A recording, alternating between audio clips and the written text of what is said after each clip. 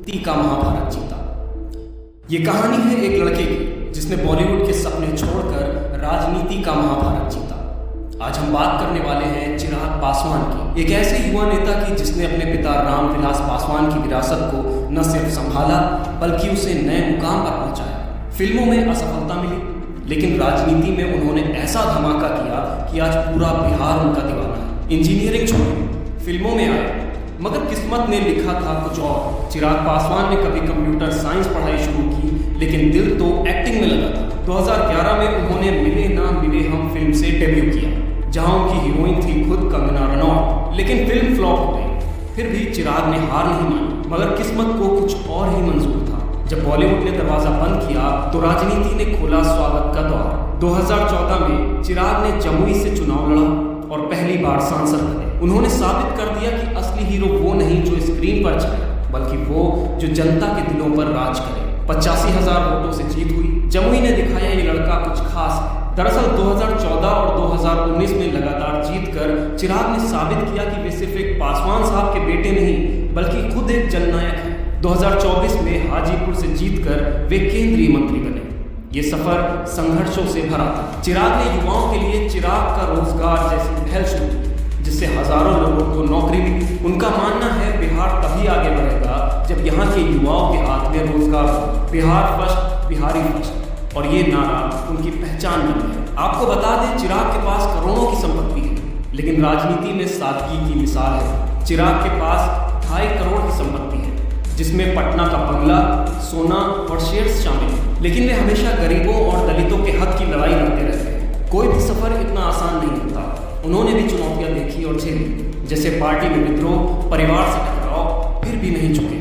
2021 में उनकी party LJP में बगावत हुई, लेकिन चिराग ने अपनी मेहनत और जन समर्थन से फिर से साबित किया जो सच्चा है वो हमेशा जीतता है। चिराग पासवान के पिता रामविलास पासवान भारतीय राजनीति के दिग्गज नेता और लोक जनशक्ति पार्टी एलजेपी के संस्थापक थे। चिराग अपने पिता के बेहद करीब थे और राजनीति में भी उन्होंने अपने पिता के मार्गदर्शन में कदम रखा था। लेकिन अक्टूबर 2020 में जब रामविलास पासवान का निधन हुआ तब चिराग की जिंदगी पूरी तरह बदल गई। पिता के जाने का गम तो था ही, लेकिन उससे भी बड़ा झटका उन्हें तब लगा जब उनके अपने चाचा पशुपति कुमार पारस ने उनके खिलाफ मोर्चा खोल दिया। रामविलास पासवान के निधन के बाद एलजेपी में नेतृत्व को लेकर विवाद शुरू हो गया। चिराग को उम्मीद थी कि पार्टी के नेता और उनके परिवार के सदस्य उनका साथ देंगे, लेकिन हुआ उसका उल्टा।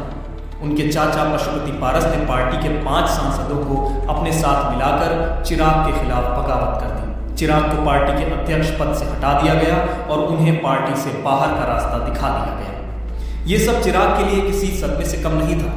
एक तरफ पिता का साया सिर से उठ गया था, दूसरी तरफ जिन लोगों पर वो सबसे ज्यादा भरोसा करते थे उन्हीं ने उन्हें धोखा दे दिया। चिराग के चाचा ने यह तर्क दिया कि पार्टी में चिराग की नेतृत्व क्षमता कमजोर है और वो पार्टी को सही नहीं ले जा पा रहे हैं। इसके अलावा बिहार विधानसभा चुनाव में एलजेपी के खराब प्रदर्शन का ठीकरा भी चिराग के सिर फोड़ गया। चिराग को पार्टी से बाहर निकालने की पूरी प्रक्रिया इतनी जल्दी और अचानक हुई कि उन्हें संभालने का मौका भी नहीं मिला। चिराग ने इस फैसले को अदालत में चुनौती भी दी, लेकिन पार्टी की कमान उनके हाथ से निकल चुकी थी। इस दौरान चिराग ने कई बार मीडिया के सामने आकर अपनी बात रखी। उन्होंने कहा कि उनके चाचा ने उनके साथ विश्वासघात किया है और ये सब सत्ता की लालच में किया गया है। चिराग ने यह भी कहा कि वो अपने पिता के दिखाए रास्ते पर चलकर राजनीति करेंगे, भले ही उनके पास पार्टी ना रहे। उन्होंने अपने समर्थकों से कहा कि वो हार नहीं मानेंगे और एक दिन फिर से पार्टी को खड़ा करेंगे। चिराग की इस लड़ाई में उनके साथ बहुत कम लोग थे।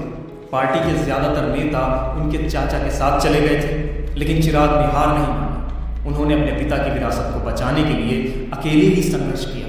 उन्होंने बिहार के अलग अलग जिलों में जाकर लोगों से मुलाकात की, उनकी समस्याएं सुनी और अपने पक्ष में माहौल बनाने की कोशिश की। चिराग ने अपनी अलग पहचान बनाने के लिए लोजपा रामविलास नाम से एक नई पार्टी भी बना ली। हालांकि ये सफर आसान नहीं था। संसाधनों की कमी, राजनीतिक विरोध और अपनों का साथ छोड़ देना, ये सारी चुनौतियां चिराग के सामने थी। इस पूरे घटनाक्रम ने चिराग को बहुत कुछ सिखाया।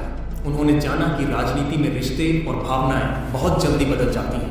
धीरे धीरे चिराग ने अपनी नई पार्टी को खड़ा किया और युवाओं के बीच अपनी पकड़ मजबूत की। उन्होंने ये साबित कर दिया कि अगर इरादे मजबूत हों तो अकेला इंसान भी बड़ी से बड़ी लड़ाई लड़ सकता है। अब बात करते हैं 2025 का बिहार चुनाव। क्या चिराग बनेंगे मुख्यमंत्री? चिराग ने ऐलान किया है अब की बार 243 पद लड़ाई।